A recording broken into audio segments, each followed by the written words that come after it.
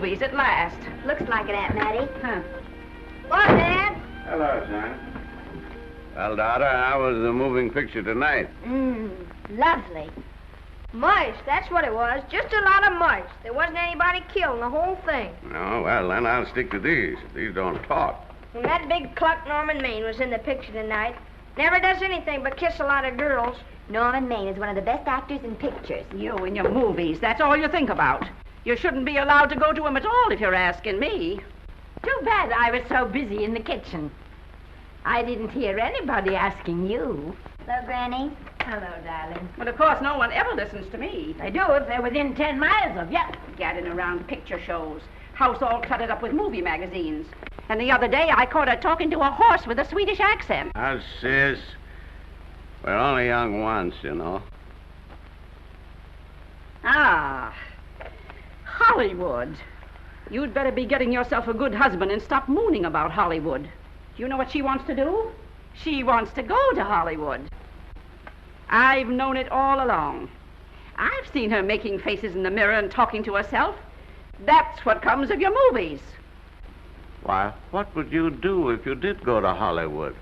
I'd be an actress. I would, I tell you. I've always known I could. Guys, wouldn't it be wonderful to have a movie star in the family? Oh, Miss Blodgett, may I have your autograph? You may not know it, Alec, but you're practically on your way to bed. Oh, Miss Blodgett, you're my favorite actress. Won't you tell me the secret of your success? Oh, let me alone. I asked her what's come over you. I'll tell you what's come over her. She's just a silly little girl whose head has been turned by the movies. And the sooner she forgets the whole thing, the better off she'll be. Why will I be better off? What's wrong with wanting to get out and make something of myself? What do you do that's so much better? Just because you're satisfied to sit here all your lives, you think you can laugh at me. Well, someday you won't laugh at me. I'm going out and have a real life. I'm going to be somebody. You know, if it was spring, I'd say give her a good dose of sulfur and molasses. I thought I'd find you. Oh, stop that. Now, stop crying. That isn't going to do you a bit of good. Oh, I'm crying because Aunt Mattie and Alec make me so mad. Oh, Alec and Aunt Mattie. Fiddlesticks. They're not important. You're the only one that counts. Esther, everyone in this world who has ever dreamed about better things has been laughed at. Don't you know that? Oh, I suppose I do, But there's a difference between dreaming and doing. The dreamers just sit around and moon about how wonderful it would be if only things were different. And the years roll on and they grow old. And by they forget everything, even about their dreams. Oh, I don't want to be like that. I want to be somebody. Oh, yes. You want to be somebody. But you want it to be easy. Oh, you modern girls give me a pain. When I wanted something better, I came across those plains in a prairie schooner with your grandfather. Oh, everyone laughed at us as they did at all the other pioneers. They said this country would never be anything but a wilderness. We didn't believe that. We were going to make a new country. Besides, we wanted to see our dreams come true. Oh, Granny, it must have been wonderful. It was wonderful. But don't you think for one single minute that it was easy, Esther Blodgett. We burned in summer and we froze in winter. But we kept right on going and we didn't complain because we were doing what we wanted to do. Can you understand that? Yes, I can. Could you do it? Could you do it even if it broke your heart? Because remember, Esther, for every dream of yours you make come true, you'll pay the price in heartbreak. Oh, I know what I'm talking about. You may not believe it, but I was a young girl once. And a very pretty young girl. A lot prettier than you are. And I was in love with your grandfather. And when some Indian devil put a bullet through him, I felt as if it had gone right straight through my heart, too. But I remembered all he taught me, and I went right on. I buried him out there in that wilderness with my own hands. And I went right on that same day. And I kept right on going, even when your mother was born. Oh, Granny, I want to make it worthwhile.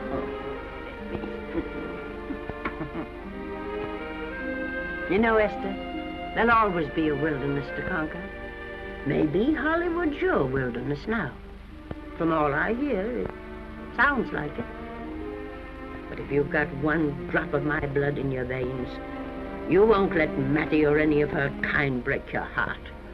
You'll go right out there and break it yourself. That's your right. Here. Oh, here. Stop that nonsense. Here. Take this and go to your Hollywood. Oh, I can't take your money. Well, why not? It's your savings. Well, I was only saving up for my funeral. Now I don't think I'm ever going to die. Oh, Granny, how can I ever thank you? By giving me your word of honor that you'll never tell a living soul where you got that money. I promise.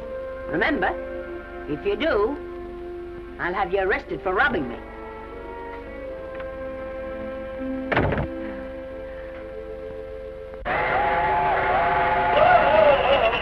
Here we are. I'll help you, Granny. Oh, I can make it, dear. Oh, my, it's cold. I kissed Dad goodbye. Just a little kiss. He didn't even wake up. I bet you didn't try that on your Aunt Mattie. Oh, Aunt Mattie. Think of her face when you tell her. I am thinking about it. I've waited for that chance for 30 years. Here she is, girl. Oh, thank you, Cousin. Good, huh? Well, come on. Here's your prairie schooner.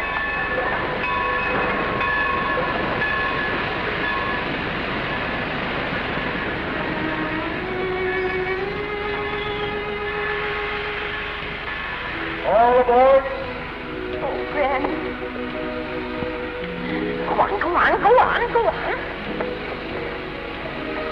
Goodbye, Granny. Goodbye. I'll be waiting for you in those movie pictures. Don't tell Mattie.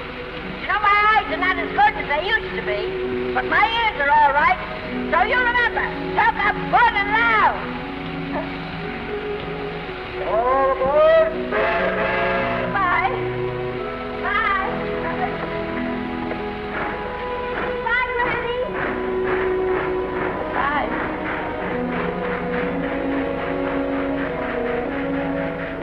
Do you want to go home now? I don't want to, but I will.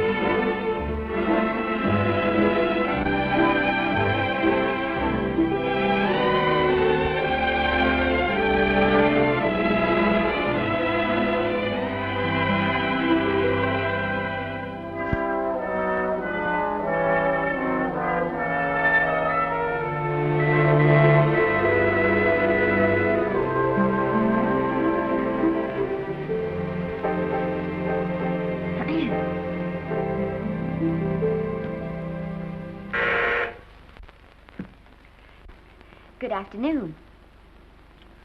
Day, week, or month?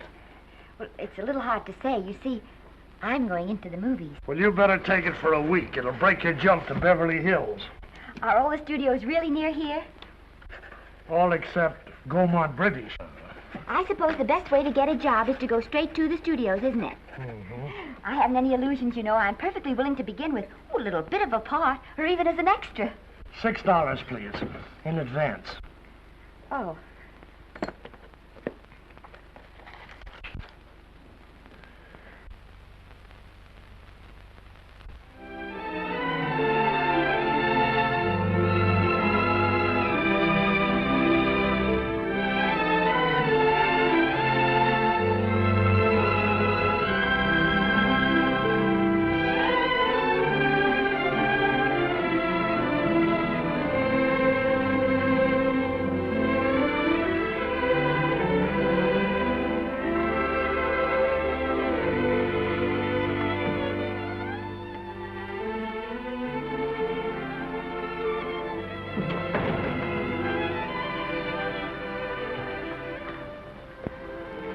I beg your pardon. I'd like to register for extra work. How long have you been in Hollywood? Well, it's about a month now.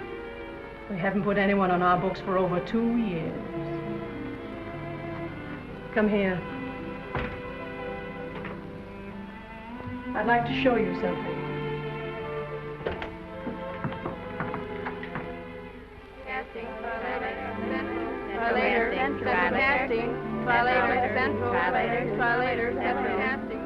Every time you see one of those little lights flash, it's somebody asking for a job. Every time you hear them say, try later, it means there isn't any job. You can't keep the girls at the switchboard long. They go crazy. Every one of those little lights thought it was going to be a star. You still want to go in the movies?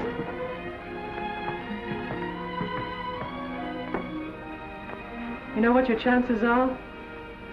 1 in 100,000.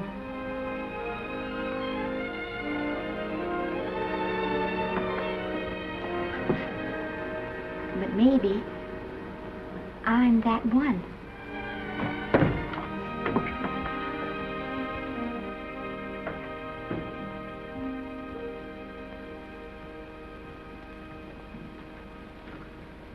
Any phone calls for me, Mr. Randall? Oh, no. Jesse Lasky and Sammy Goldwyn must be writing letters instead. How's the luck today? There wasn't any. Maybe you don't go at it in the right way. Now take Danny McGuire here. He knows the ropes. Don't you, Danny? Sure, I've had him around my neck for years. Huh? What? Oh, Miss Blodgett. Danny McGuire, our new tenant. How do you do? Mr. McGuire is a big director. Oh, are you really? Oh, could you possibly use me in a picture, Mr. McGuire? Of course, I haven't had much experience, but I don't think that really matters if you're willing. And Now I really listen, feel that... lady. In the first place, I'm not a director. I'm an assistant director. In the second place, if I had any jobs to give away, I'd confer one on myself. And in the third place, you should have stayed back home in the first place.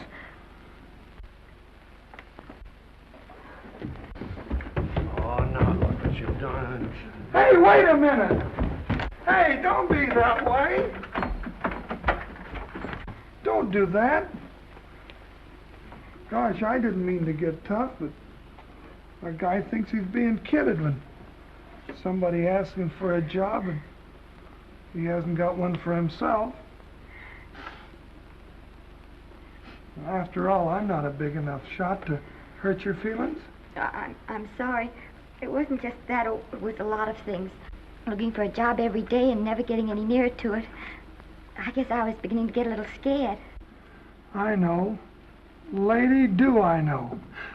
Well, there's only one thing to do for that feeling when you're tired and sunk and down to your last nickel. Come on and I'll buy you a drink. Well, it's not as bad as down to the last nickel. I've still got $11 left. $11? You're going to buy me a drink. Come on.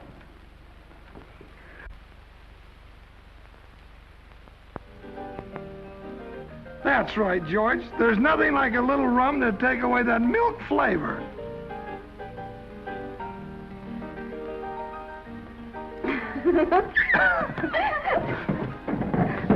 I beg your pardon. Certainly.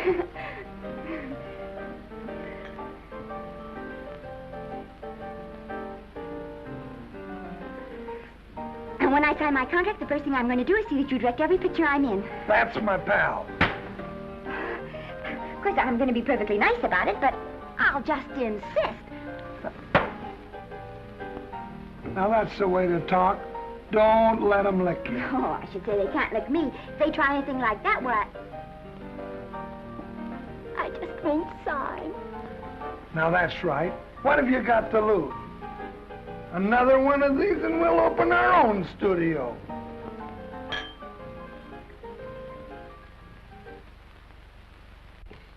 Bill rendered $24.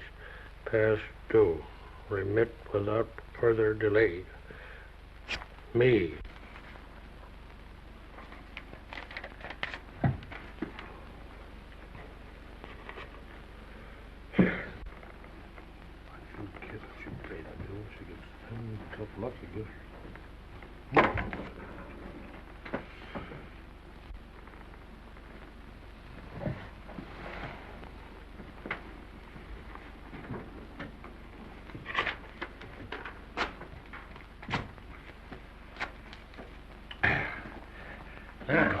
Fifth race. Tri-cap. Who's riding tri-cap?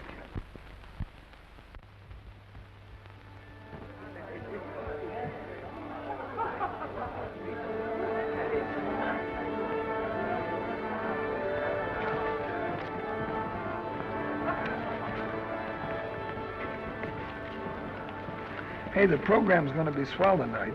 Now, you take this fella Beethoven. I'm a pushover for him. And Chopin, well, he's not so dusty either. But I kind of wish that once in a while they'd play something you could sort of go out whistling, you know, like Blood on the Saddle, Blood on. Well, there's a tune. Hey, why don't you throw your hat in the air or something, can't you? This is a celebration. My job starts tomorrow. I know it does, and I think it's swell, Danny. Gee, I wish you were in on it, too. But, oh, no, it would have to be a war picture. One of those big novelty numbers, a war picture without any beautiful women at the front. Oh, well, something will happen soon. Maybe. Why don't you go home, kid? Oh, Danny, I can't do that. I came here, and I've got to stay. Well, now, if it's on account of money, I can... Oh, thank you. You've given me enough already. Anyhow, this is no time to be worrying. This is a party. Look at all the people. Everybody in the world. Look. That's Norman Maine.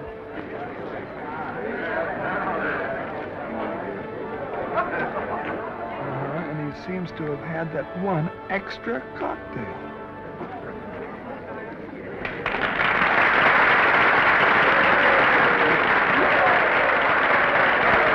Oh, thank you. Sit down, you dope. That's for the orchestra leader.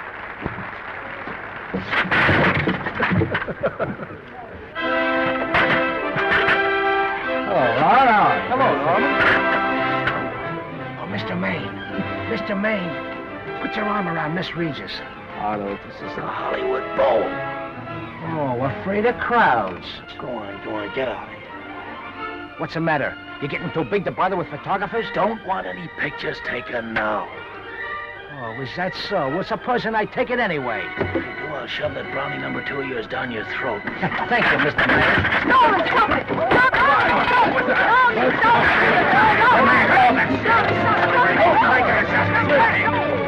Take it easy, Mr.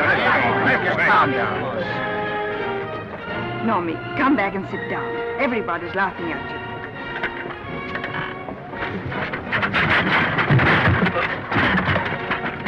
All right. Hi, Norman.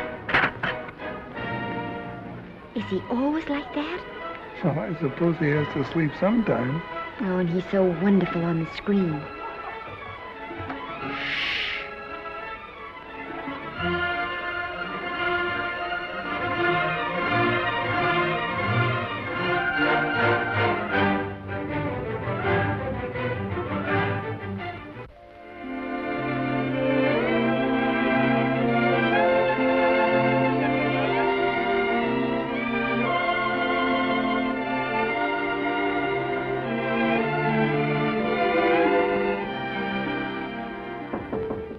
Come in. Danny. What's the matter? Well, believe it or not, I got a job for you. Danny, that's wonderful. When do I go to the studio? Well, you don't exactly go to the studio. Oh, it's on location. Well, it's not exactly on location. But of course, I haven't any makeup. Will you tell me what to get and sort of help me put it on? Well, you don't exactly need any makeup. You see, it's not really a picture job. It's being a waitress. Oh. Well, it's kind of a picture job if you look at it right. You said it was a waitress. Well, it's waitressing for Casey Burke, the big director over at our studio. He's giving a party tonight to kind of celebrate on account of finishing the picture, and he wanted me to get him an extra waitress, and it's $5. And I thought of you right away, Esther. That was awfully sweet of you, Danny. Well, there's going to be a lot of big people at Burke's house tonight, and I'll bet you there's any number of big directors, and if you're there, maybe they'll notice you. I could make them notice me. Sure you could, Esther. It's your chance. My chance. All right, Daddy, I'll do it. Oh, but I can't. I haven't got the right things to wear. To wear? Oh, yeah. Now, you don't think the wardrobe department's right next to my office for nothing, do you? A perfect fit.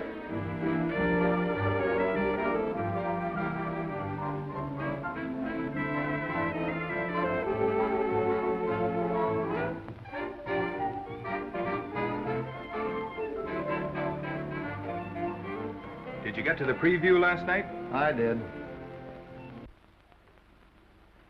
Would you like a little hors d'oeuvre?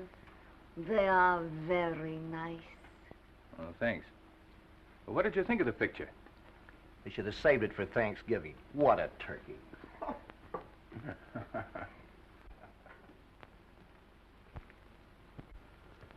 Will you have some hors d'oeuvre? You do like hors d'oeuvre, don't you? I don't think there's anything so enjoyable as hors d'oeuvre before supper, and these are rarely delightful.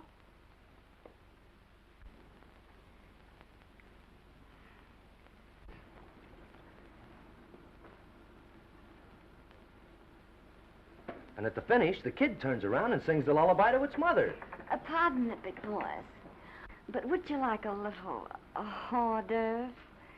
They say they're the best in town. Don't tell me. I know. Mae West. That's a great twist. But where are you going to find a 2-month-old baby that can sing? Hello, Oliver. Oh, hello, Casey. You want to fire me now? Wait till you see the picture. I'm not a director anymore. I'm a male nurse. What's the matter with the picture? Guy by the name of Norman Maine. His work is beginning to interfere with his drinking. Oliver, don't tell me I'm to direct his next picture, too. Mm-hmm. You were my favorite producer. Now, wait a minute. You just go right on with your directing. I'll take care of these stars. I know how to handle them. I had a serious talk with Norman after that Hollywood boat occurrence, and you don't have to worry any more about his behavior. Excuse me, Mr. Niles. Mr. Libby of your publicity department is on the telephone. He says it's most important, sir. It's about Mr. Maine. Thank you. Oh, it's probably just some little thing. Of course, Oliver. I'll turn on the radio and see if they've called out the National Guard yet. Hello, Libby. What's the good word? Mr. Norman Maine, America's Prince Charming, was apprehended driving an ambulance down Wilshire Boulevard with a siren going full blast. He explained he was a tree surgeon on a maternity case. Well, will it be in the papers? No, it won't be in the papers. But that's a nice, expensive hobby of yours, keeping Mr. Maine's informal entertainments out of the public press. Oh, that's fine work, Libby. Try and see that no one gets to Norman. He's probably home sleeping it off. Oliver. Yeah. Why can't you forget those dopes at the studio for one night? Business, business all the time. I don't know what's going to become of you. Norman! Why didn't you call for me? Well, by darling, why didn't I call for you?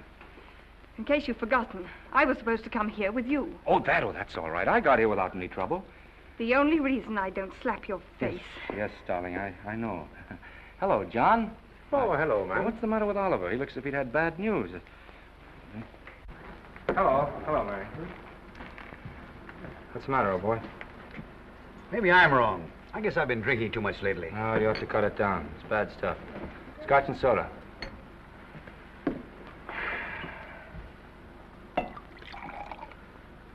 Come on. The word, you know, is pronounced when. Bad dialogue, Oliver. I'd rather not watch this. You know best. Soda. Thank you. Oh. Go ahead and say it. I've got it coming to me. Don't make it tougher on me, Norman. I don't want to stand here and preach, but take a look at my side of it. I'm trying to make pictures with you. I know. Costs are going up and the grosses are going down. No, it isn't that.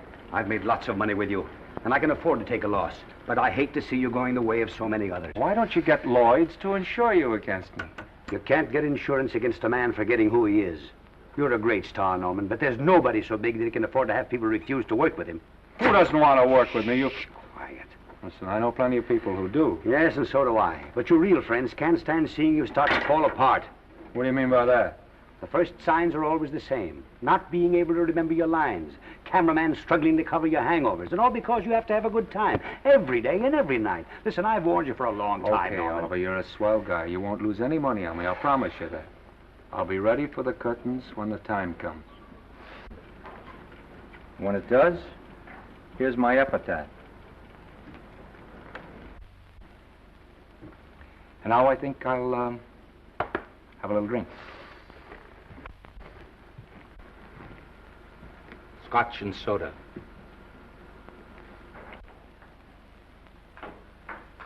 Scotch and soda. Oh.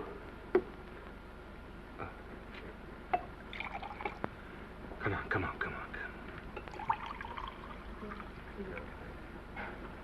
A little soda? Caviar? No, thank you. Yes, pardon me. Ah, lovely. No, I mean the caviar. Mm-hmm. No, don't go away. I'm starving. Really. Which would you take? Well, I don't know. Don't you know? Oh, I don't know either. It's hard to choose. Well, I think I'll take caviar. Mr. Maine doesn't care for any more. Do you, Normie? No. No, Normie doesn't care for any more. I think I shall get very drunk indeed.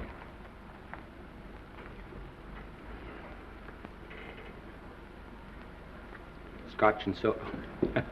Sorry, I have something.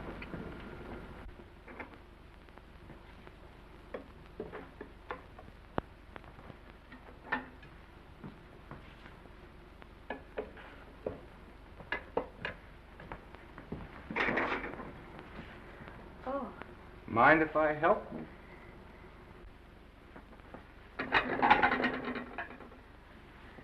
Won't they miss you? Oh, no. They'll just look under the table, and when they see I'm not there, they'll forget the whole matter. Hey, what's your name? Esther Blodgett. My name's Maine. I know. You do?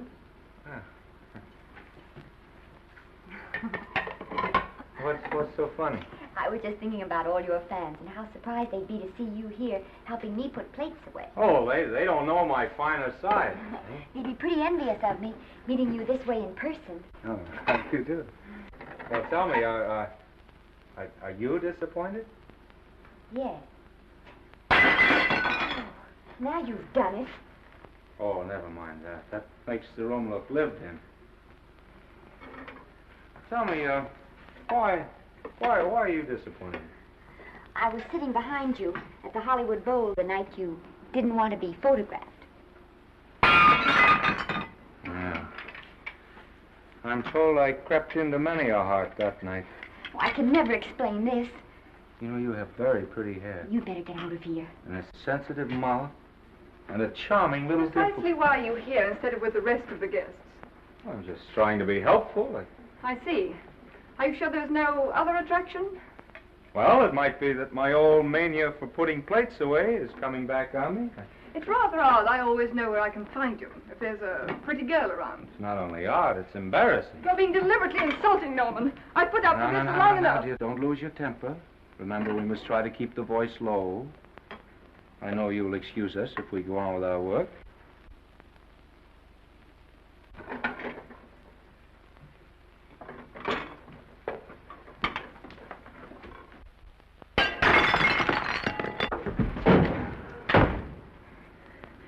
Now see what you've done.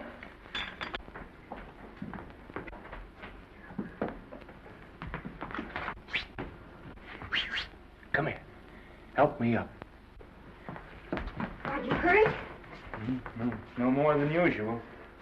Come on, the wolves are on us. We gotta get out of here. Oh, I can't. The dishes aren't finished. Oh, yes, they are.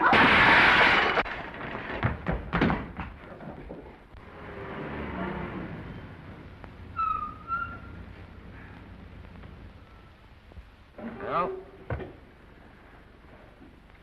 I bet I know what you're going to say now. What? Good night. Good night, and thanks. Hey, wait a minute. Hey, you realize that all I found out about you is that you're foolish enough to want to go into pictures? But why is it foolish? Look at you. Yeah, that's what I mean.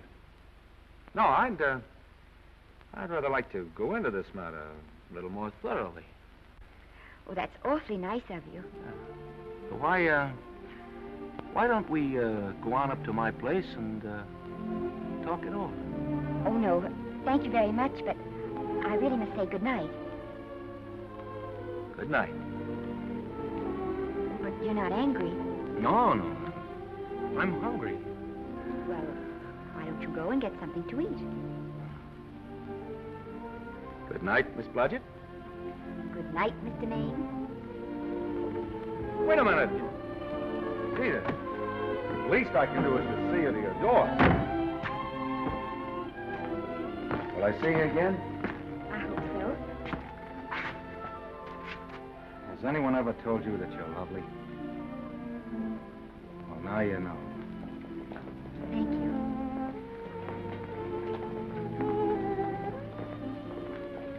This is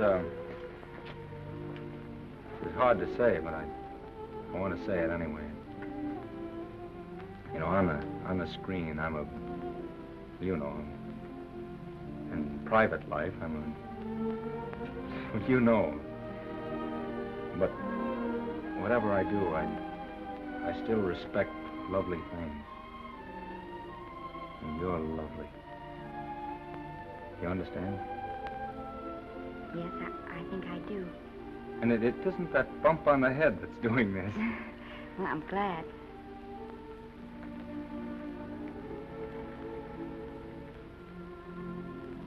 Good night. Good night.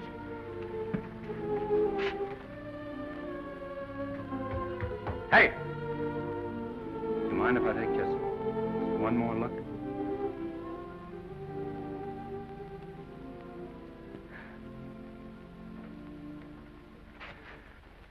Go away. Quite impossible. I wouldn't even consider it. No.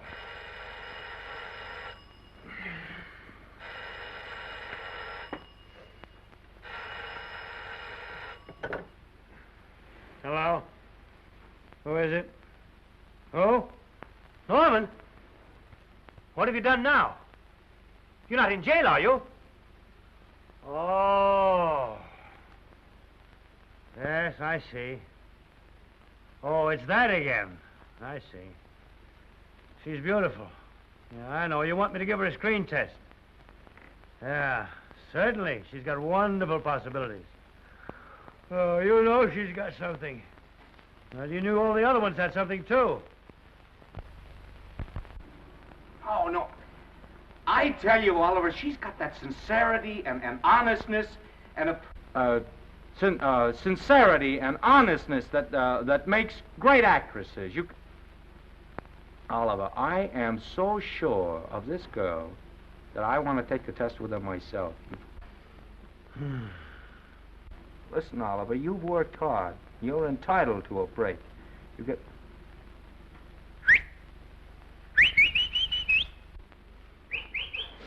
Yes, I heard you. Anything. Yes, yes. Yes. Oliver, look, you try to get a little sleep now, old man. Right. All right, boy. Good night. Let's go. Now tell us.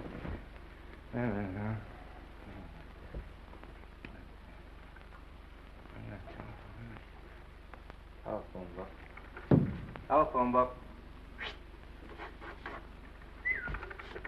What is a telephone book? Hey, Oliver, telephone book. Over here.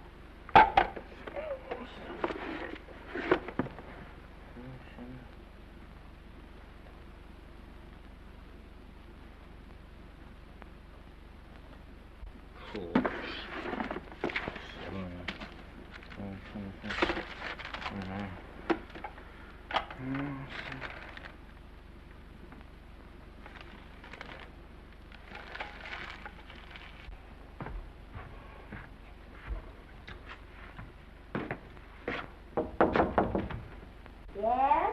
Telephone. For me? Some drunk trying to be funny says he's Norman Maine. Thanks, I'll be right down. And Miss Blodgett, would you give him a message for me? Tell him it's 3 o'clock in the morning!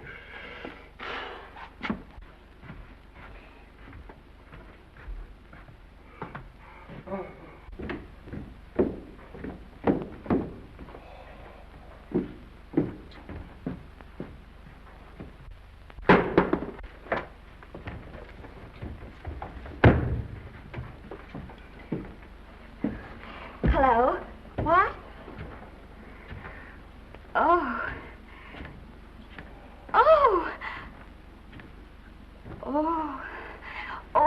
Yes, I'll be there. Oh, thank you.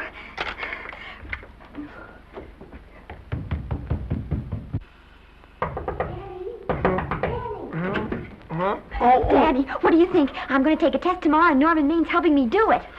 I'm taking one, too. Garble's assisting me.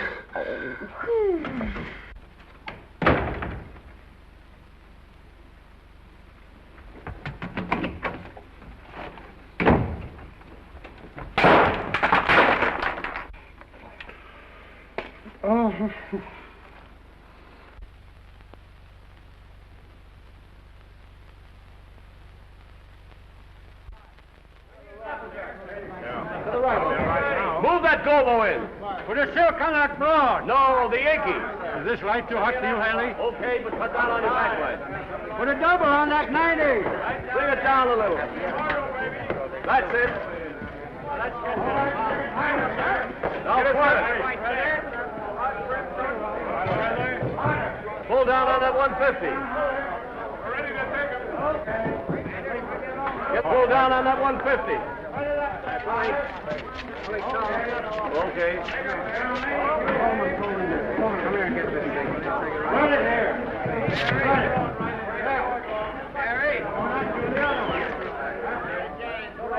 Bring me an apple box. Listen, gentlemen, please, if you don't mind.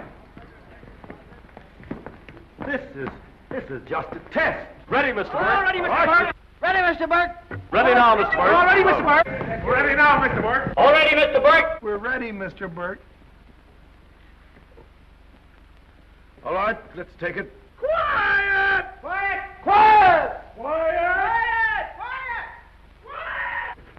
Ready, Norman? Yeah. You ready, Miss, what's your name? You'll soon know your name, Esther. The whole world's going to know it. But I'm so scared. Maybe I better not try it today. Oh, come on, now don't be foolish. They all had to go through this. Harlow, Lombard, Myrna Loy, and now Esther Blodgett. All right. I'm ready. This is the take. Roll 'em. Quiet. Hey.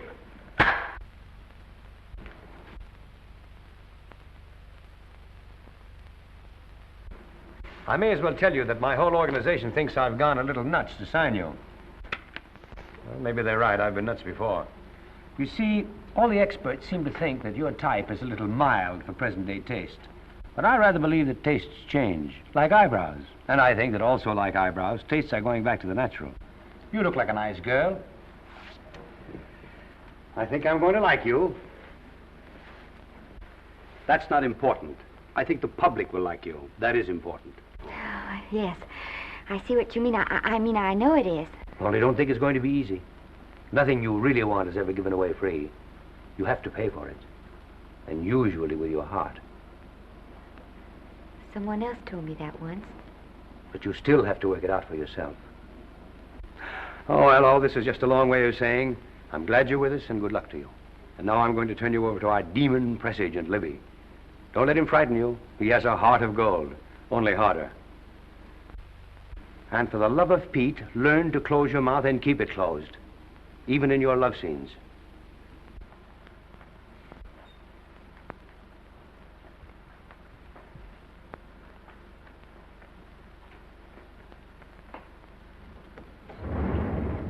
Are you a Russian? No, I was born in Fillmore, North Dakota. Oh, no. First saw light of day in a mountain cabin, a trapper's hut, high up in the Rockies. Go on. Well, I always wanted to be an actress. Dreamed of footlights as Lonely Kitty. Are you sure there's no Russian in your family? Positive. That's a shame. Well, what does your father do? He's a farmer. Social registerite father. Fed up with hypocrisies of 400, sought wilderness for consolation. There amidst the mountain flowers, he raised another blossom. His lovely little daughter. What's your name? Esther Victoria Blodgett.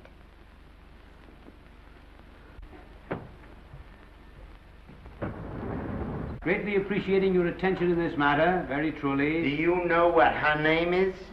Esther Victoria Blodgett. Hey, we'll have to do something about that right away. Esther Victoria Blodgett. Well, that Blodgett's definitely out. Let's see, Esther Victoria, Vicky. How about Vicky? Oh, I think that's terribly cute. Let's see, Vicky. Vicky what? Vicky, pronounced Vicky. See, Esther, Besta, Sesta, Desta, Festa. Oh, that's very pretty. Jester, Hester, Desta, Lester. Vicky Lester. Oh, I like that. Say it. Vicky Lester. Say it again. Vicky Lester. Say it again. Vicky Lester. Say it. Vicky Lester. Say Vicky Lester. Vicky Lester. Vicky Lester. Vicky Lester. Vicky Lester. Flash. Oliver Nile Studio discovers new starlet, a Cinderella of the Rockies. Her name is Vicky Lester. Those who have peeked tell me she couldn't be more divoon. The face of an angel and such natural talents. Her voice is a symphony. Her very walk, they tell me, is enough to drive men mad. Not that way. Get the lead out of your feet. Lift them up.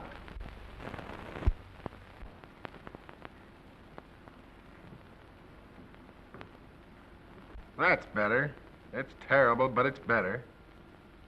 The quality of mercy is not strained. It droppeth as the gentle rain from heaven. Cease. Through the mouth, my child, through the mouth. The nose is for smelling roses. Proceed. Does she have to look surprised all the time?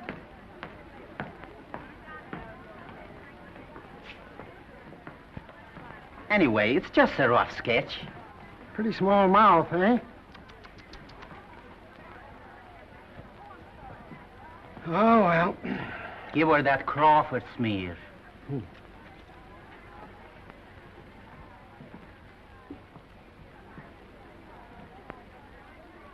This'll give her that Dietrich. Yeah.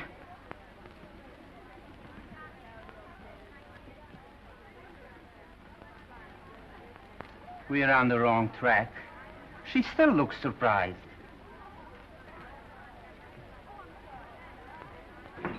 Listen, dress people. We're shooting on the set this morning, not in the commissary. Now, come on, snap into it.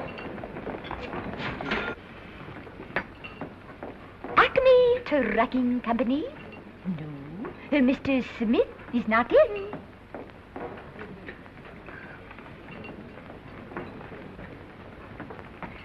Acme Trucking Company. No. Mr. Smith is not in.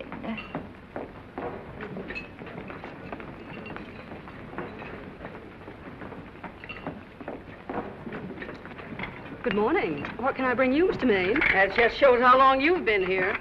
Neighbor, bless you. How soon are you and I going to be married, huh? I don't know. You'll have to ask my mother.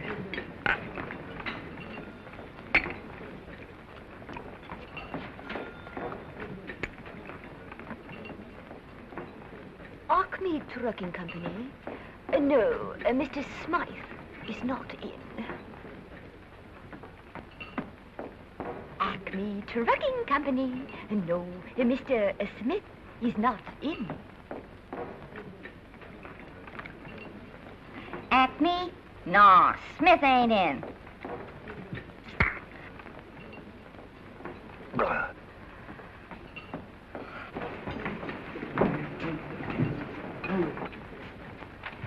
Acme Trucking Company? I'd like to speak to Mr. Smith, please. Mr. Smith is not...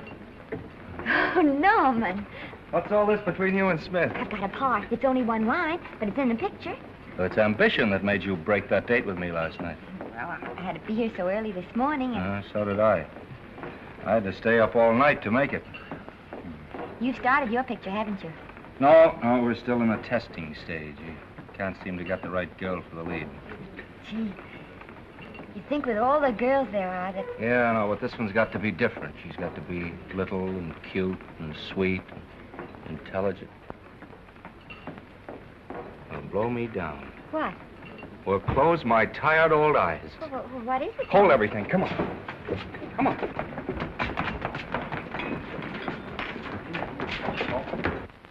Well, you've been through the whole casting directory. I'll work day and night, Mr. Niles. And I'll work with her, Oliver. And I can be mean or nasty or anything you want, Mr. Niles. If she clicks, Oliver, you've got a star overnight. Okay.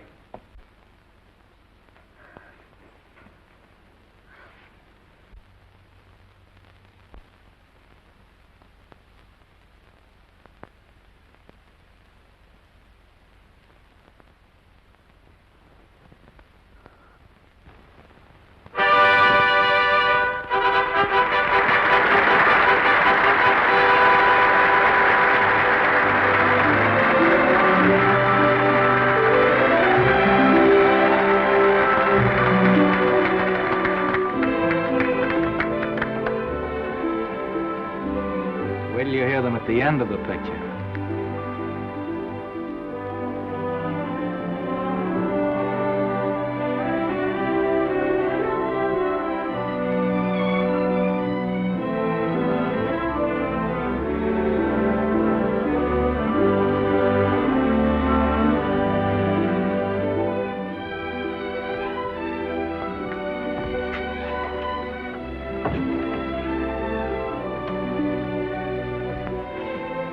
Do you think we were noticed? By no one. They're much too busy playing at croquet.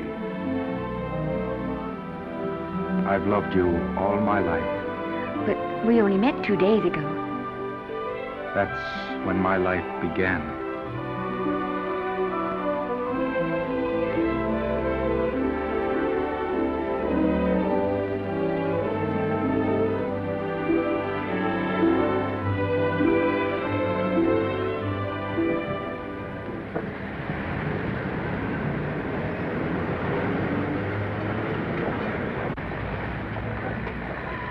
she cute? You know, I think she's the same type I am, don't you? I think she's sweet. Well, it's Vicky Lester's picture, all right.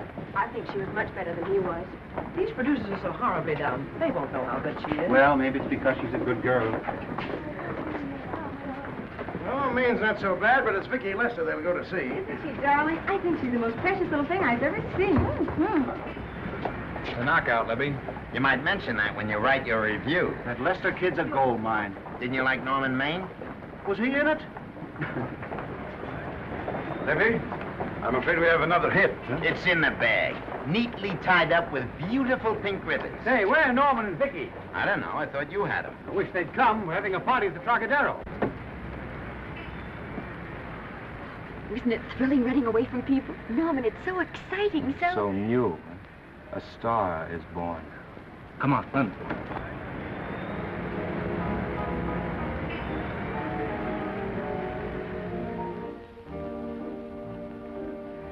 It's wonderful, isn't it? A crazy quilt. Oh. It's a carpet that's spread for you. It's all yours from now on, you know? Come, Esther. You're a success. You'll have everything in the world you want. I hope it'll make you happy. Hasn't it you? But then there was one thing I never had. Lots of times I told myself I'd found it, but I always knew I was lying. Still, I never stopped looking for it. Maybe it'll come. Well, I think it has come, Esther. I only wish it weren't too late. Oh, but it's not too late. Oh, you can't throw away your life the way I've thrown away mine and have anything left that's good enough. No. You can. Norman, you can. You mustn't tell me that, Esther. I'm so afraid that I'll believe it.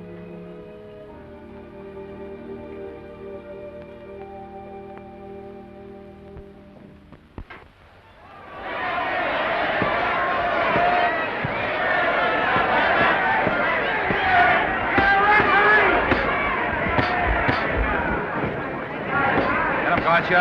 Shoot your right. Swell, isn't it? Lovely. What's Gotcha getting? Can't you hear me, Gotcha? Shoot your right!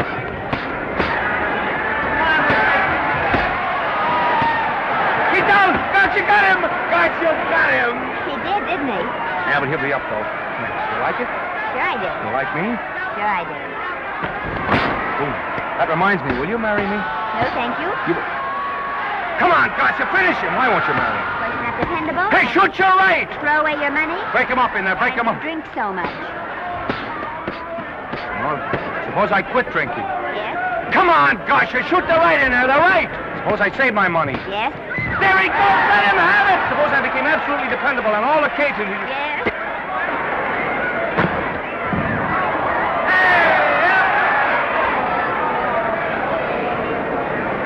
Hey, Gotcha, he's got him! He's got him! He certainly did.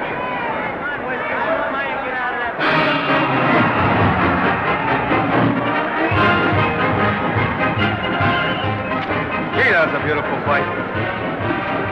Norman. What, dear? Falls after me if I said I'd marry you? No, certainly not. I was just supposing.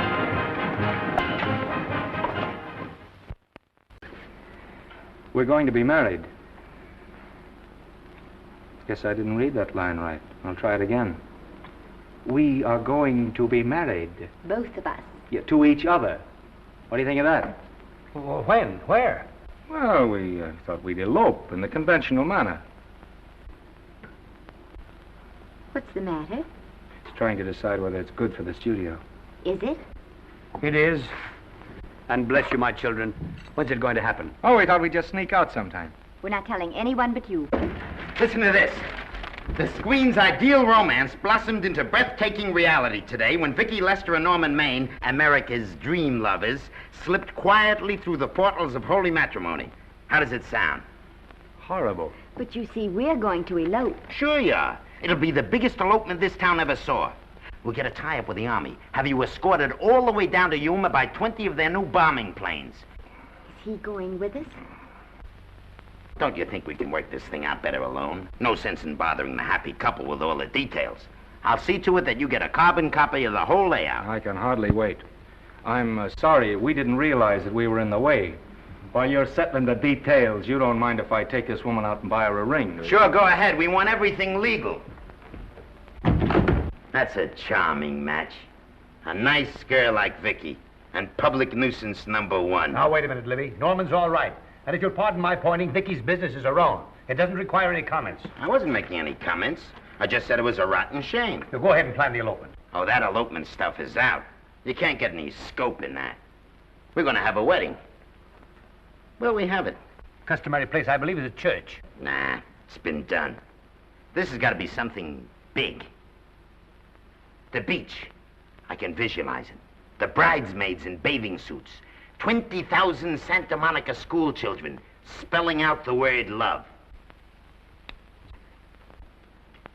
It's a novelty, but is it big enough? Why not the city hall? A police escort of every motorcycle cop in town. Sirens screaming, confetti pouring out of buildings like the Lindbergh reception in New York, only on a big scale. What's the matter?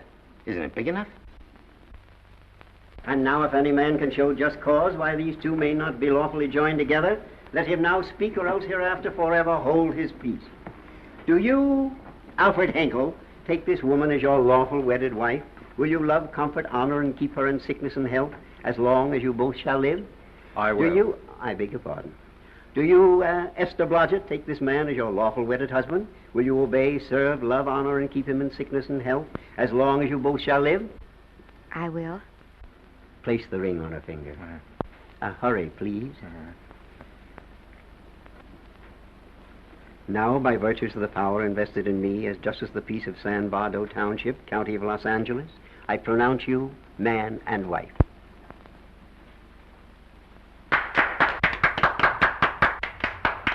Quiet! And now I must exercise my prerogative of office. I hope you'll be very happy, Mrs. Hinkle. Thank you. Thank you, sir. Oh, Thank Danny. you very much. Now, if you'll please sign the license. Oh, yeah. You know, Mrs. Hinkle, I can't help but believe I've seen you somewhere before. Oh, really? Well, I believe this is the first time I've ever been in San Bardo. You know, your face is familiar, too, Really? Mr. Hinkle. There you are, sir. Thank you very much. Oh, Here's your thank you, receipt. Sir. Thank you. Goodbye. Goodbye. See you again. Yes, goodbye. No, I don't come in, I'll see. Oh. Yeah, I think you got by with it. But it was close. That JP was just beginning to remember where he'd seen us. Well, anyway, we got away from Libby. Hello, Toots. If you will be kind enough to glance between my shoulder blades, Mr. and Mrs. Henkel, you will find there a knife buried to the hilt.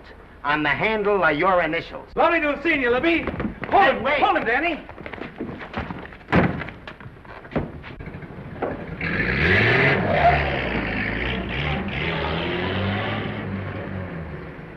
There go a couple of rats I raised from mice. Well, they got a right to get married, haven't they? I haven't got any right to double-cross the public, and I haven't done it yet. Hey! People versus Porky Washington, who is charged with violating Section 600. Young man, you're in contempt of court. Operator, get me the Los Angeles Tribune. I've a good mind to put you under arrest. Wait till I make this call. You wait, too. Tribune, give me the city desk. Johnny, this is Matt Libby. I got a flash for you. Norman Maine and Vicky Lester were married at 2:30 this afternoon. Vicky Lester? Court recess.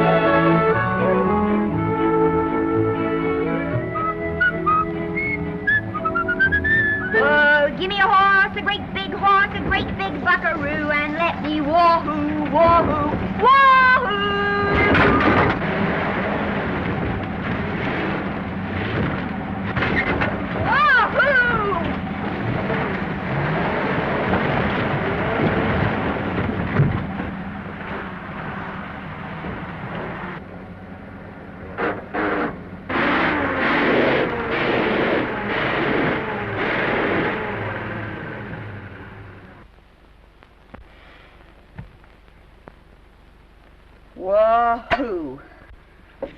Now, Wahoo, I don't want to sound immodest, but I think I've stripped a gear. Well, sit down, won't you, and let's get acquainted. We'll probably be seeing quite a bit of each other from now on. Well, might just as well break the ice now as later.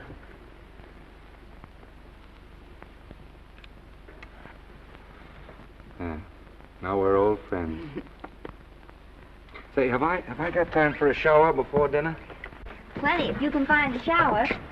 I never can remember where that thing is. Does it pull out or slide under? Here, I think I can find it. No, it's the linen closet. Here it is. Nice work. Oh, half the time those things are just luck. I'll see if I can disinfect this steak.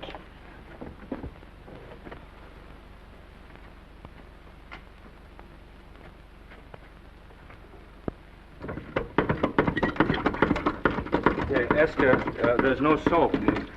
Here. Thank you. Oh, and that's, Yes, dear? I'll need a washcloth. Oh. How are you fixed for cigarettes? And you know I never smoke underwater. Hey, what do I do to make this thing work? Pull that gadget at the top and pray for rain. Well, I can't reach it. I can't get my hands up. If you've gone in there with your arms down, you'll never get your bath. Unless you're a contortionist. Yeah, well, I'm not a contortionist, and don't throw that up to me now. You knew it when you married me. Will you close this door, please?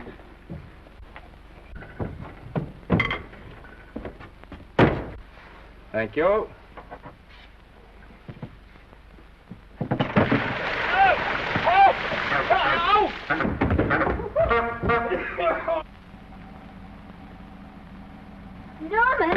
Norman, here comes the car. You got it?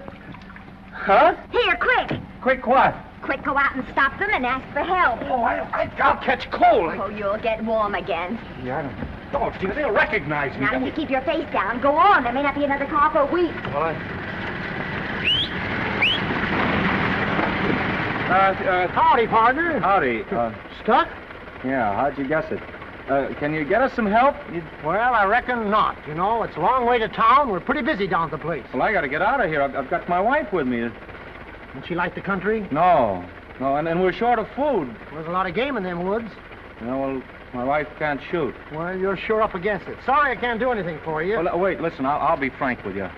I'm Norman Maine. Who? Norman Maine. Well, my name's Judd Baker. Glad to have met you. Well, so long. Hey, wait a minute. Listen, you don't... So you're Norman Maine.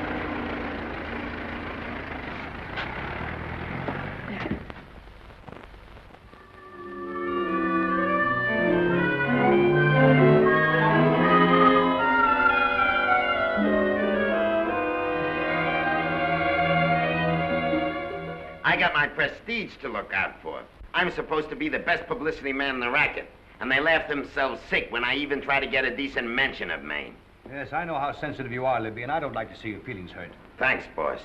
Now, Vicky, there's a dish for free space. But if Maine swam across the Pacific, the papers would keep it a secret. Well, the exhibitors don't like him, the critics don't like him, the public don't like him, and I don't like him. Who likes him?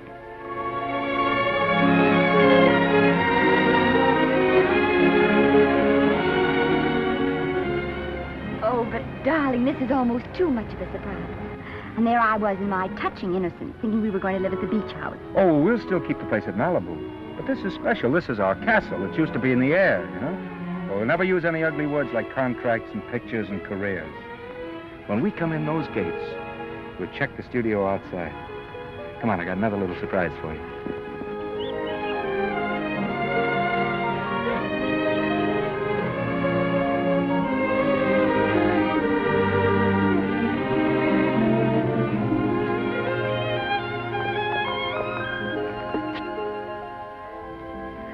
Oh, Norman, it's lovely.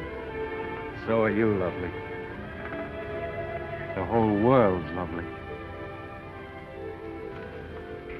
Hey, hold it!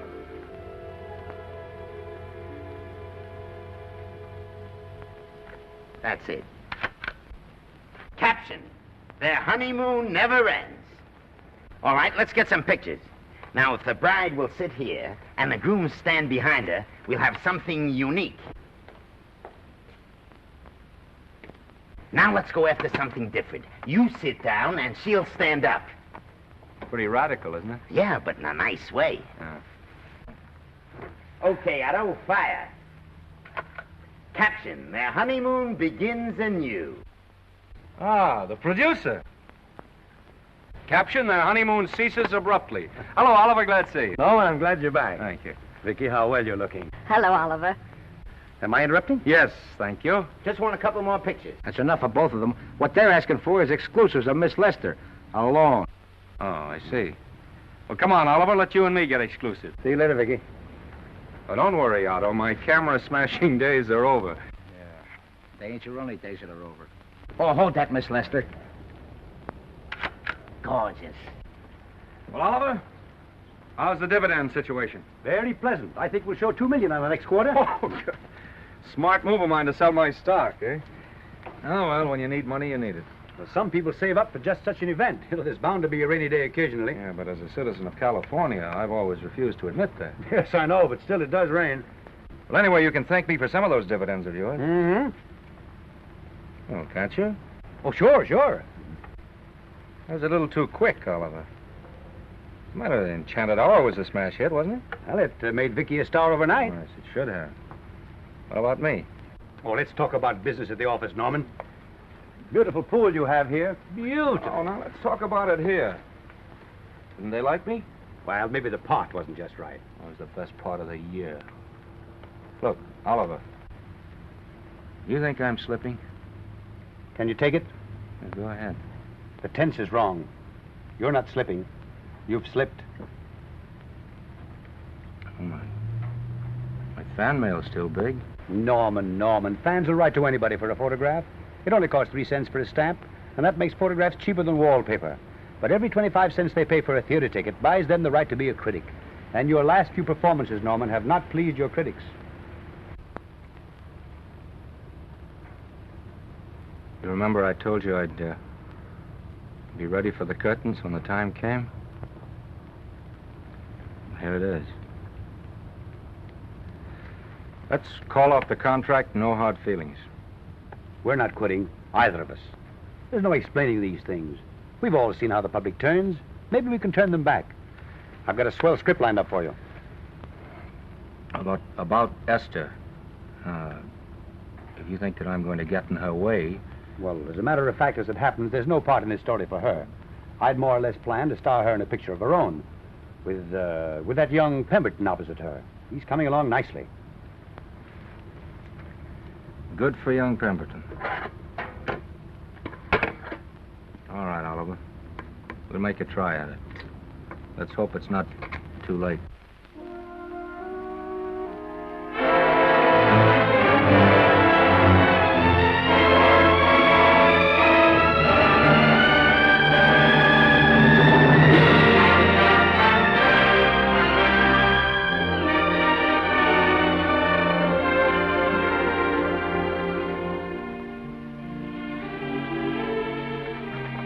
No argument.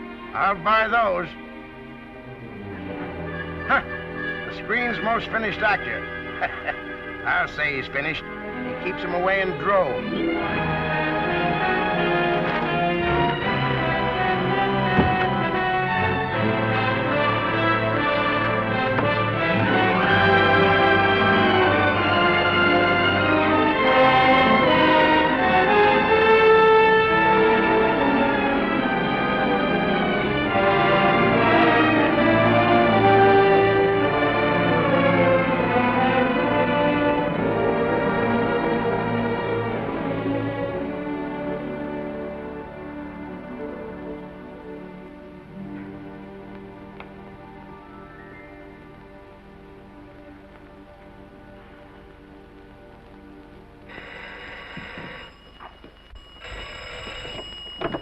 Hello?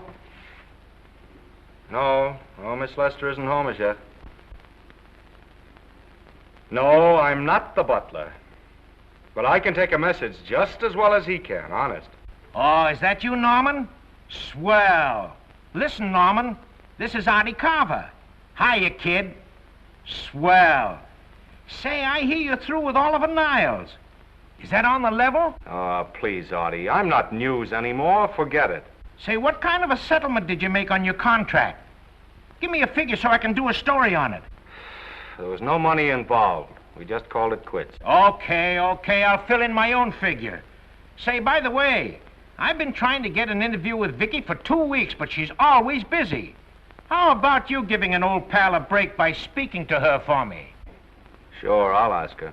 Swell. So long.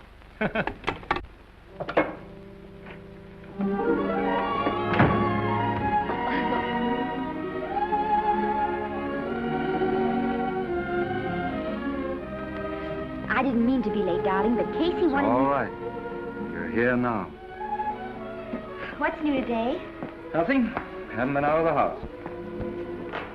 Let's go somewhere tonight. No. You're tired. We'll stay in. I'm not tired, really. Oh, yes, you are. You've got a hard day ahead of you. Anyway, I see so little of you, I'd like to have you to myself. Oh, but it's the servants' night out. We haven't any Yes, we have. I fixed a little snack with my own lily white hands. I'm learning to cook in my spare time. Then I think I'll marry you. Oh, I get it. You want to make an honest cook of me, huh? Comes in on wheels in this joint.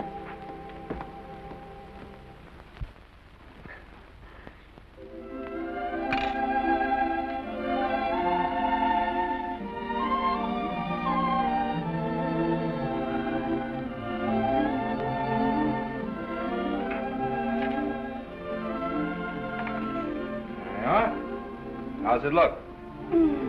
Wonderful. Huh? That's what I thought. Now then, don't be formal, just pitch in. Yeah?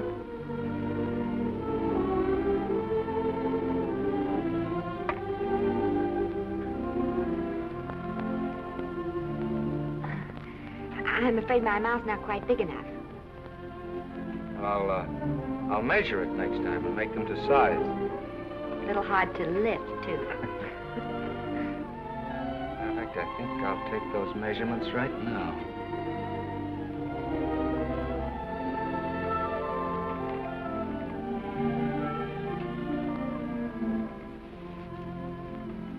And that's what I wait for. All day. That's why I rush home without even changing my costume.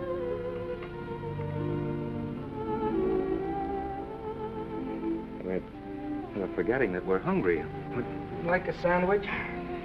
Thank you. I still have a little work on this one.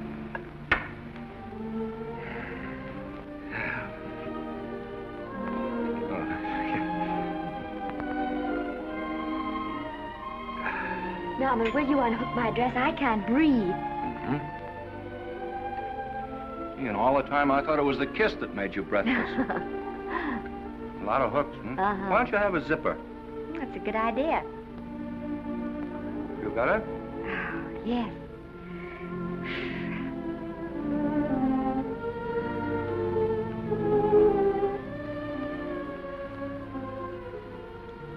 Don't look now, but I think that guy on your left is in love with you. I hope so.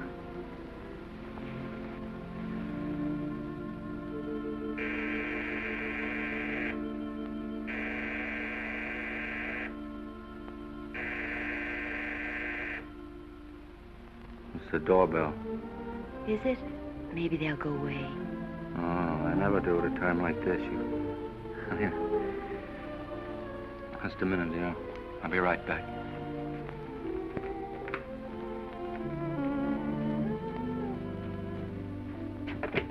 Does Vicky Lester live here? Yes. I got a package for her. I'll sign for it. Who are you? I'm her husband. Oh, sure. Sign right here, Mr. Lester.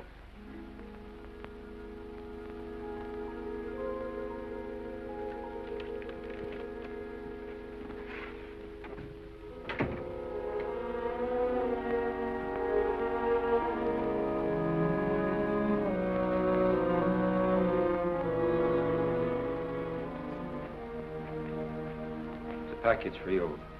Oh, by the way, I forgot to tell you, they want you for a benefit to Shrine Auditorium next Wednesday night.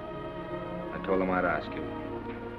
And, Oh, darling, I don't want to hear about that now. Well, you better wait till I finish before I forget them all.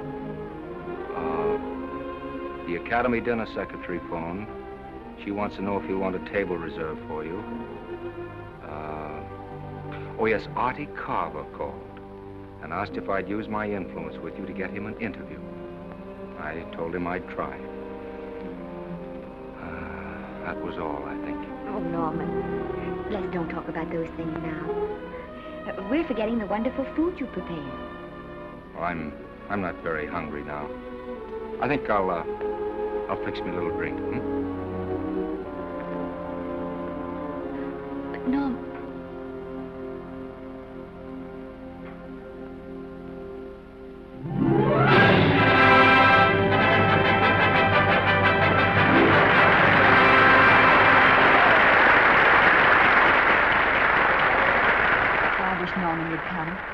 Stop worrying. And think how nice that statuette's going to look on your mantelpiece. Do you suppose anything's happened to him? But of course not. He's just been held up in traffic. You think about that statuette. And now we arrive at the climax of the annual dinner of the Academy of Motion Picture Arts and Sciences, the highest award within our power to bestow. We have already applauded with our hearts as well as our hands, while awards have been given those gentlemen who during the past year have rendered distinguished service to the motion picture industry. We now pay honor to the ladies, or rather to one lady. We offer to her the Academy Award for the finest performance of the past year. She has already had the world's acclaim, but this is the tribute of her fellow workers, the men and women of this industry. It is not only my pleasure, but my privilege to present this award to the actress who created the unforgettable Anna in Dream Without End, Miss Vicki Lester.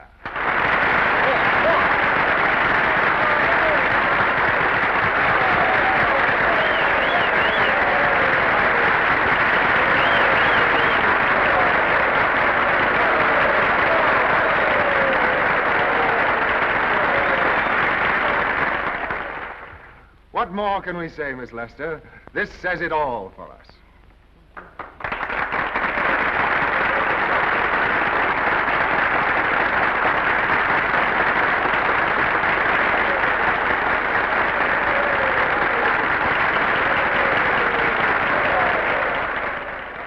Ladies and gentlemen, when something like this happens to you, and you try to tell how you feel about it, you find that out of all the words in the world, there are only two that really mean anything. Thank you. All I can do is to say them to you from my heart. All I can do is to keep on saying them. Hey, that's fine. All this thing. That's a very pretty speech, my dear. Very pretty. You said the right thing. I want to be the very first one to congratulate you on that valuable little piece of bric-a-brac. Now I want to make a speech. Gentlemen of the Academy and fellow suckers, I got one of those once for a best performance. They don't mean a thing. People get them every year. What I want's a special award, something nobody else can get. I want a statue for the worst performance of the year. In fact, I want 3 statues for the 3 worst performances of the year, because I've earned them. And every single one of you that saw those last masterpieces of mine knows that I've earned them. Libby, start the music. What I'm here to find out is, do I get them or do I get them? Now answer yes or no.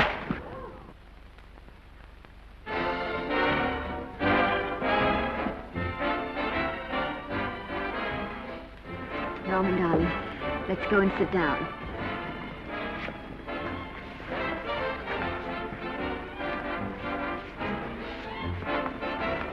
Come on, Norman, sit to that. Glad to see you, Norman. Hello, Norman.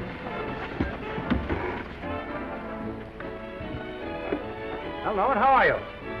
Hi, Oliver. My dear, do let me congratulate you. You must be terribly proud and happy tonight. Thank you.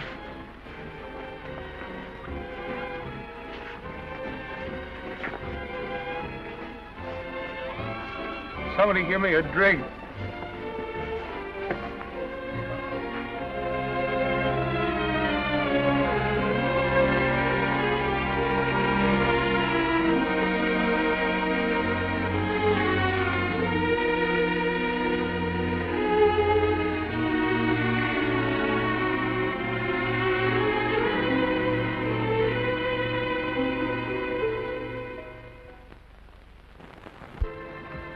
Oliver, it's nice of you to come to my dressing room. Vicky, how are you? I've missed you. Everyone's missed you. Have a nice trip. Well, a 3-month tour of the theater circuit scarcely comes under the head of pleasure.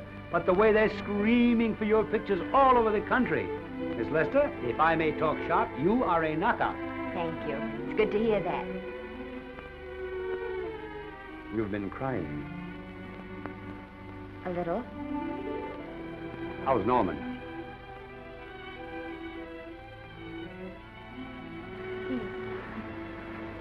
Well, he's trying awfully hard, Oliver. Letting Norman leave this studio was the hardest thing I ever did.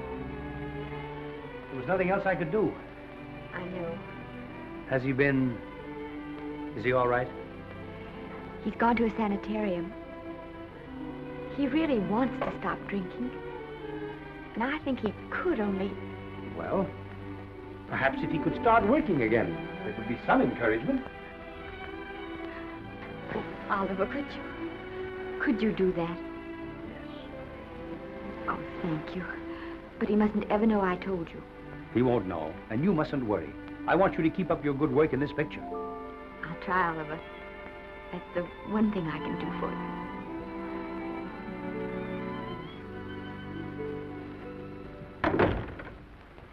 If you'll just sit here, Mr. Niles, I'll have Mr. Maine brought down.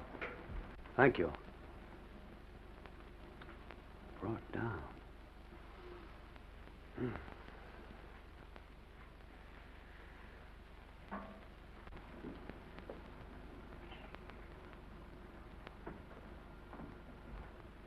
Hello, Oliver. Welcome to Liberty Hall. Hello, Norman. Well, no, Mr. Niles isn't slipping me a case of scotch, Cuddles. This is just a handshake. This is Cuddles, Oliver, my social secretary. We go everywhere together. How are you feeling, Norman? Fine. Getting along remarkably well, Cuddles tells me. He says you ought to see some of the boys. Let's sit down. Yeah. Cuddles, we really don't need you. Touching, isn't it? Can't bear to have me out of his sight. Are you comfortable here, Norman? Comfortable. It's positively luxurious. They even have iron bars in the windows to keep out the draft. How much longer are you going to be here? Oh, well, I'm really cured now. I'm just staying on for an extra week or two to get in good shape, you know. After all, there's no particular hurry to return to the cameras. That's what I wanted to talk to you about. I've got a script with a fine part for you in it. Gee, Oliver, that's great. That's great. Who plays opposite me? Well, it is not exactly the lead. Young Pemberton's doing that. But I tell you frankly, I consider your part better than the lead. Oh, I see. It's better than the lead. Well, of course, it isn't terribly long. But it's one of those parts that makes an impression on you. They'll be thinking about you all through the picture. Mm-hmm. Well, the thing is, Oliver, I'm pretty well set at another studio. I'm not at liberty at the moment to tell you which one. You know yourself how those things are. Of course. But it's a big picture. It's one of the biggest of the year. Mm-hmm. And the part. Every actor in Hollywood would give his teeth to play it. See. Well, that's fine, Norman. Naturally, that will tie you up for a while. But we won't get to this picture for some time. And perhaps, if you want to consider it for later on, well, we'll be... I'll tell you, Oliver, you'd better not count on me. See, I've got several pictures lined up after this one, and they're talking to me about England. You know, they're doing some very interesting things over there, you know. Mm-hmm. Hey. What is it, Cuddle? Speak right out. We all love you. Your dinner. Oh, yeah, we dine at 5:30 here. Makes the nights longer. Well, goodbye, Norman. I'm glad to see you getting along so well. Be out in no time. I'll have to introduce myself all over to a lot of people. They won't know me when I'm not drinking. Goodbye. Bye, Norman. Thanks for dropping in. Yeah. Well, Cuddles? Alone at last, eh?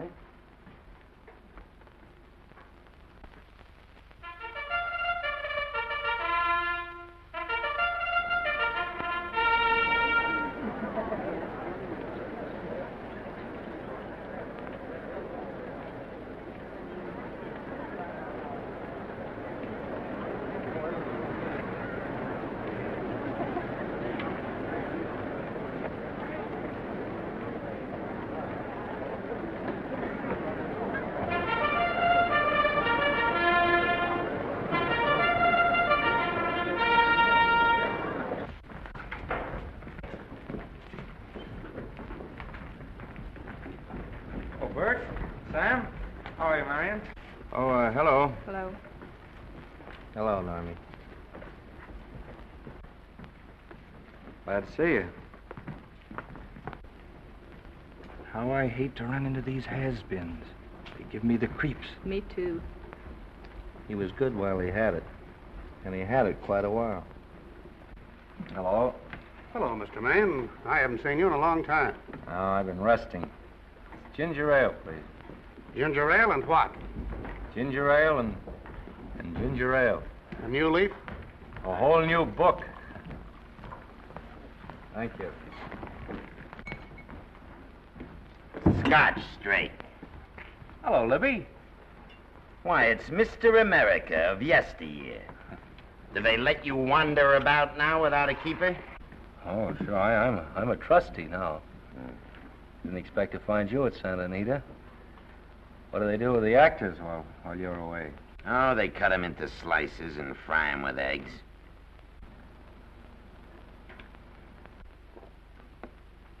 I suppose you'll be here all the time, now that you've retired from the hurly-burly of the silver screen. Well, we're living down in Malibu now, and pretty lonesome with Esther away working all day. Well, I wouldn't squawk about that if I were you. It's nice to have somebody in the family making a living.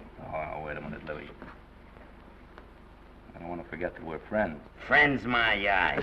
Say, listen, I got you out of jams because I had to. It was my job, not because I was your friend. I don't like you, and I never have liked you. Nothing made me happier than to see all those cute little pranks of yours finally catch up with you and land you on your celebrated face. Where do you work, Libby? Always wait till they're down, then kick 'em. I don't feel sorry for you. You fixed yourself nice and comfortable. You can live off your wife now. She'll buy you drinks and put up with you even though nobody else will. We're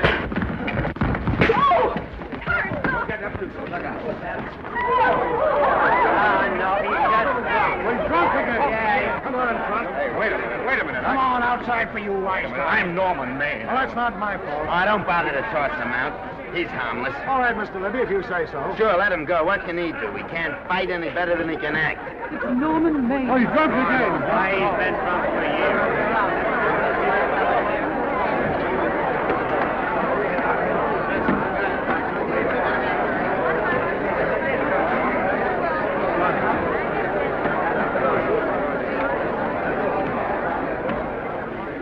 Give me a scotch. Double. Leave the bottle here.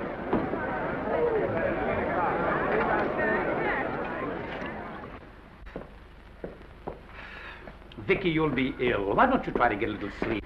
But he's been gone 4 days. 4 days and not a word.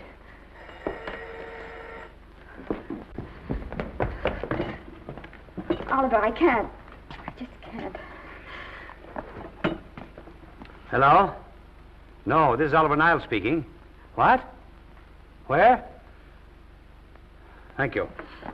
What is it? Nothing, nothing. Oliver, tell me. He's in the night court. He's been arrested on a drunk charge. Now, he's all right. He isn't hurt. I'm going right down and get him out. I'm going with you. Vicky, it isn't any place for you, and if it gets in the papers, What do there'll I be... care about the papers? I'm going with you.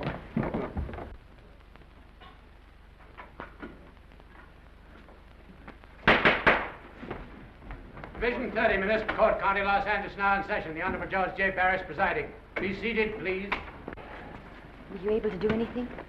Judge wouldn't even see me. Ready, Your Honor.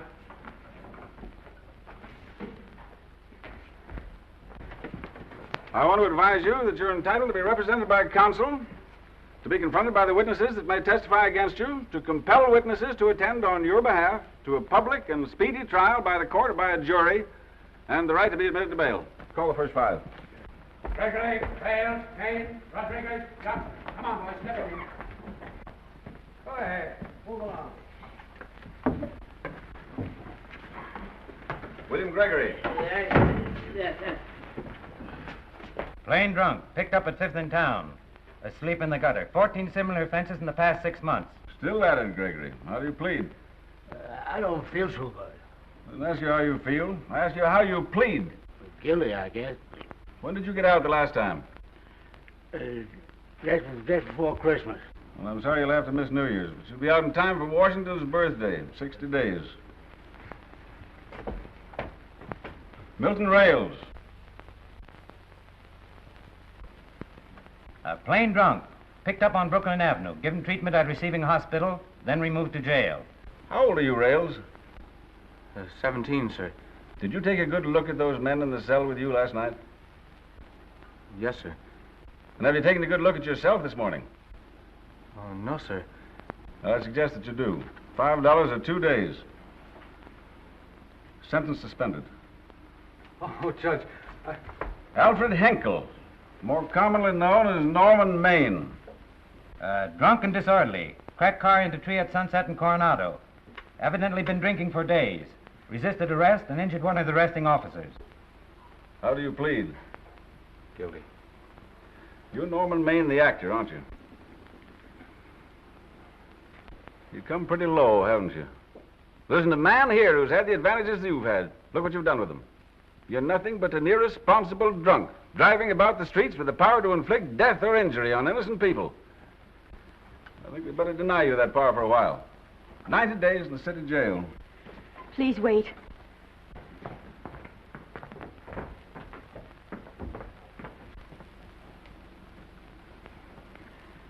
I'm his wife. Yes, I recognize you, Miss Lester.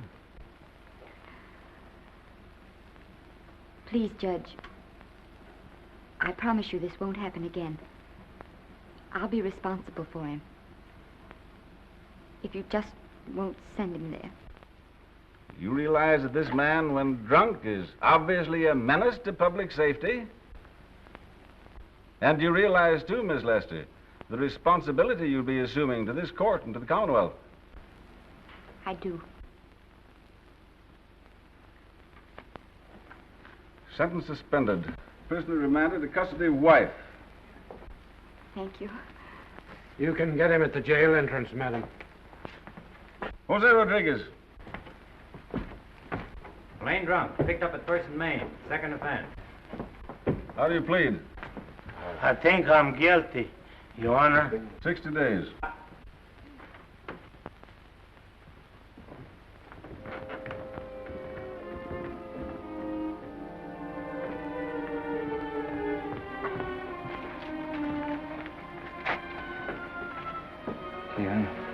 I'm so tired. Hold it, Mr. Maine, for picture. Oh, no. What about a statement for the press? Oh, no, please.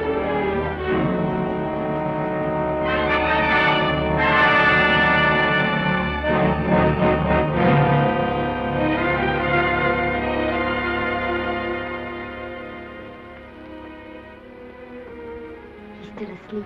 He's been asleep nearly all day. It's the best thing for him. Awful to see this happen to someone you love. And know in your heart that it can't get any better. I only know that all I can do now is stay with him and try to help him. So will I. And between us, we'll take care of him. You're very fond of him, aren't you, Oliver? Well, I'm very fond of both of them. Then I know you'll understand what I have to tell you. And after what happened last night, I think you already know what it is. I can't do any more pictures. I'm going away for good with Norman. But you can't do that, Vicky. You're at the very peak of your success, and you've worked so hard to achieve it. That's what's been wrong. Oh, I've thought it all out. Maybe if I hadn't been away from him so much, last night and what went before, it wouldn't have happened. Oh, I know it's too late to think about that now, but it may not be too late to go away with him and start over somewhere. It's your life you're giving up, Vicky. so I can try to give Norman back his. Can you honestly tell me I'm wrong to do it? No, Vicky. I cannot honestly tell you that. Then there'll be no more Vicky Lester.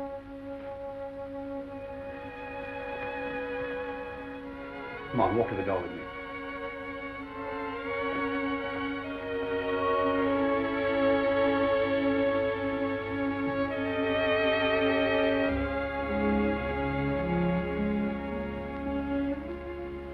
Goodbye, Vicky Lester. You were a grand girl. Good luck, Mrs. Norman Maine.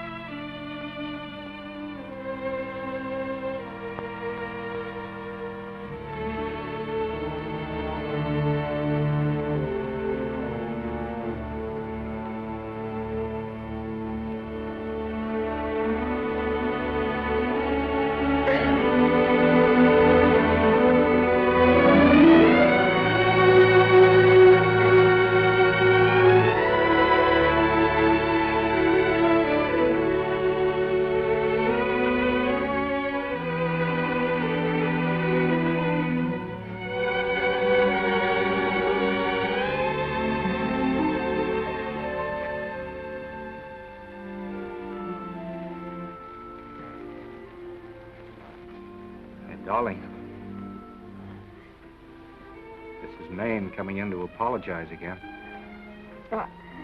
I'm sorry, dear, but it isn't you. What other troubles have you got? None. I was just playing a scene with myself. Now look, I'm just coming out of the jitters and you're just going into them. This is a swell household. Isn't it? I'll tell you what we'll do. I'll promise to brace up if you'll go on the wagon. I guess I have been drinking too much. You know what I'm going to do? I'm going to be an athlete.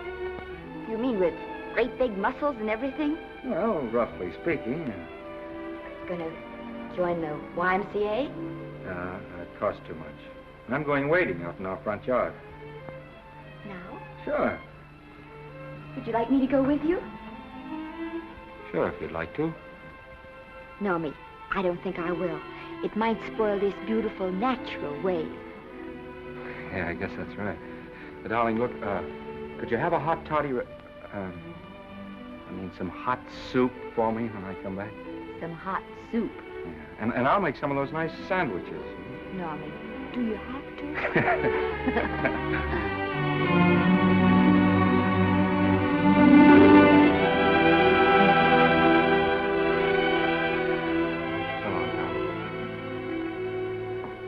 Now, don't stay in too long.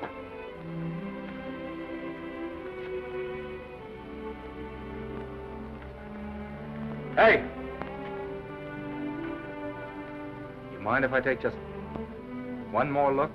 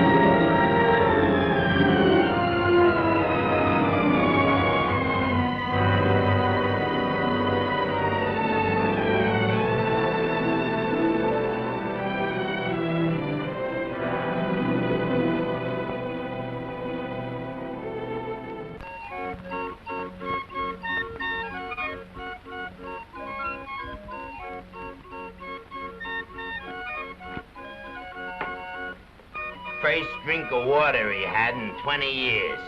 And then he had to get it by accident. Pardon me. How do you wire congratulations to the Pacific Ocean?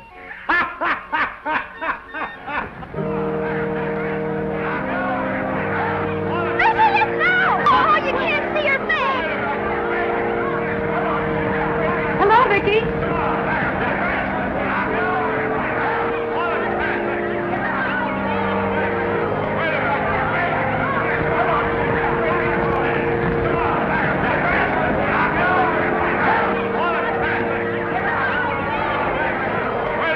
Can't you? Come on, Vicky, let's see your face. Vicky, will you sign my book for me? Write Mrs. Norman May. Don't you care, Vicky. You get over it.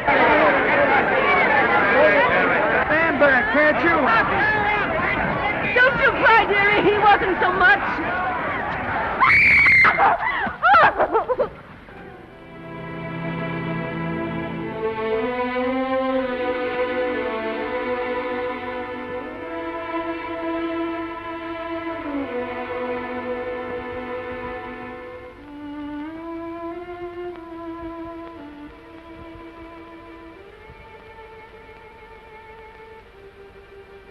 Do you mind if I take just one more look?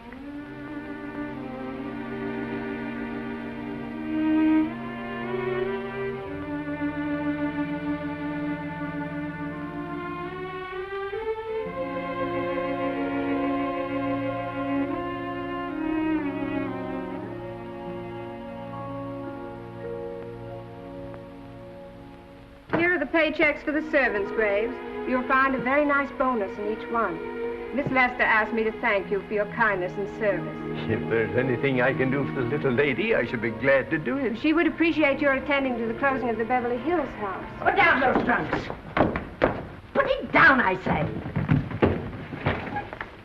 Well, where is she? In the bedroom. Who are you? Oh, I'm her grandmother. Get out of the way.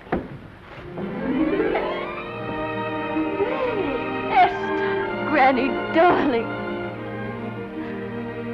Oh, I'm so glad to see you. What made you come? Oh, I know when I'm needed. Now get out of here. Go on, get out of here, all of you. I want to talk to my granddaughter alone. I came just as quickly as I could. But I'm going home. I sent you a wire yesterday.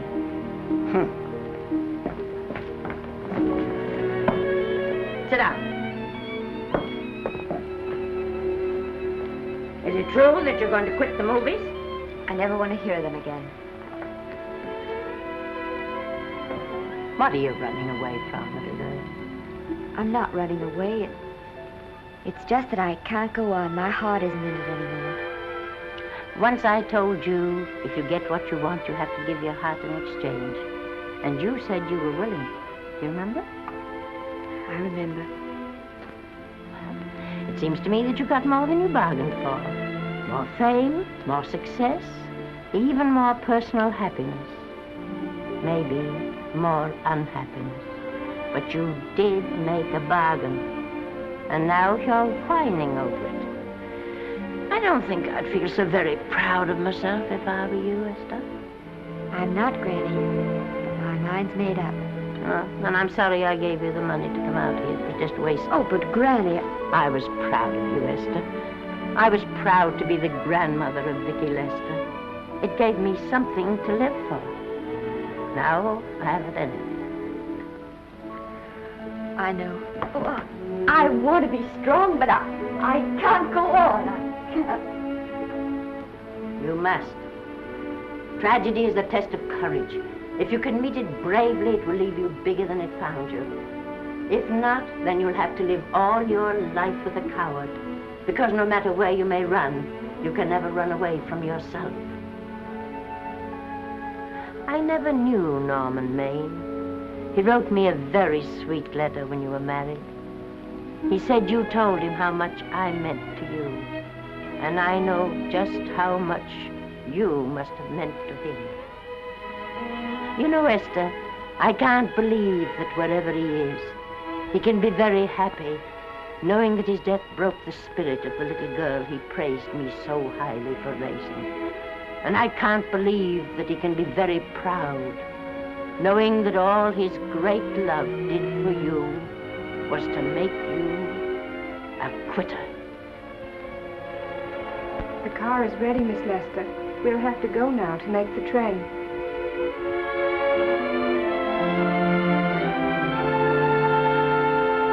Put the car back in the garage.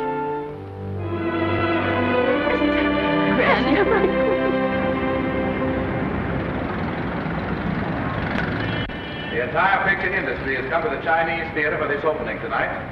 It has come to pay tribute to a great star on her long-awaited return to the screen in what has been called her greatest performance. It has come to pay tribute to the girl herself. The girl who has won the heart of Hollywood. The girl who has won the heart of the world. Miss Vicki Lester. And if I'm not mistaken, Miss Lester's car has just driven up. Yes, it is she.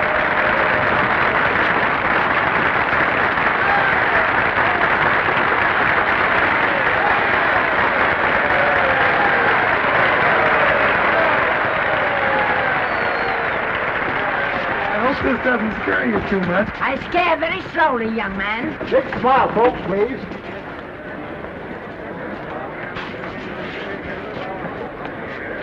They'll have your mug, your face, plastered across half the papers in the country tomorrow. How do I look? Oh, you look swell. You're a liar, but I like you. And here's Miss Lester's grandmother. Won't you say a few words to the radio audience, please? Say something, Letty. You know, we've got a thing like that back home where they all listen in on, but we call it a party line. Won't you say something, please? They're listening.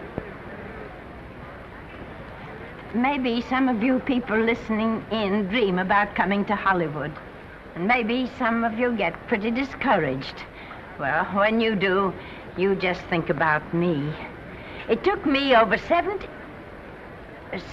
years to get here, but here I am. And here I mean to stay. Thank you very much.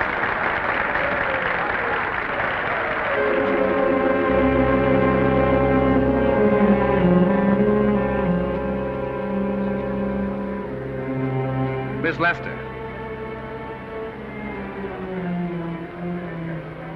This microphone is on an international hookup. Throughout the world, your fans are hoping that you'll say a few words to them.